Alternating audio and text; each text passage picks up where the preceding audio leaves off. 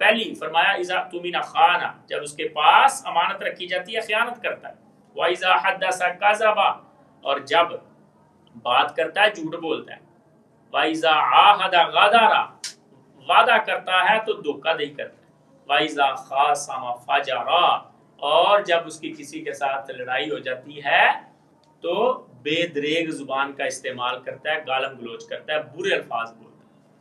اب اس روایت کی خصلتوں کو دیکھ کے میرے ذہن میں جو اس ٹائم نام آ رہا ہے وہ اللہ یاری ہے۔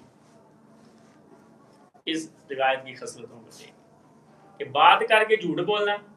ابھی کل ایک ویڈیو بیان مجھے کسی نے بھیجا اور اس میں یہ صاحب کہہ رہے ہیں کہ میرے بارے میں کہ مجھے فون کیا مناظرے سے پہلے، اور انہوں نے فون کر کے کہا جی ہمیں کوئی مصروفیت آ گئی ہے اور ہم مناظرہ نہیں کر رہے۔ اب میری چونکہ ساری بات وہ آپ کے ذریعے ہو رہی اور آپ کو پتہ ہے میری ڈائریکٹ تو میرا نمبر ہی ان کے پاس، تو کیا کوئی ایک میسج بھی ایسا ہوا ہے ہمارے درمیان، کوئی ایک بات بھی ایسی ہے جس میں ہم نے کہا ہو؟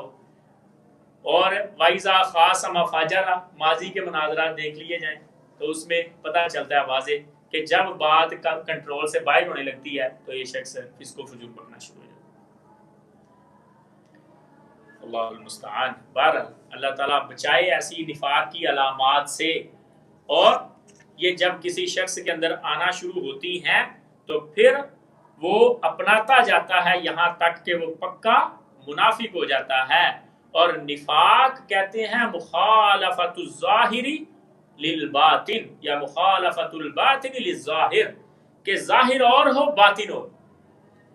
فَإِن كَانَ فِي اعْتِقَادِ الْإِيمَانِ، اگر ایمان کے مسئلے میں ظاہر باطن الگ الگ ہو گیا تو یہ کفر والا نفاق ہے۔ اگر ایمان کے مسئلے میں آپ ظاہر باطن کو الگ الگ کرنے لگے، اندر کفر چھپا رہے ہو اور ظاہر ایمان کر رہے ہو، تو پھر یہ کفر ہے، ٹھیک ہے؟ پھر اس کا مطلب ہے کہ یہ بندہ مومن نہیں ہے۔ اگر اعمال کے اندر آ گیا تو پھر یہ اعمال کا نفاق ہے، اعمال کے اندر یہ نفاق آ گیا تو پھر یہ نفاق کا، تو ہم امید کرتے ہیں کہ یہ نفاق حضرت صاحب کا اعمال کا ہی ہو۔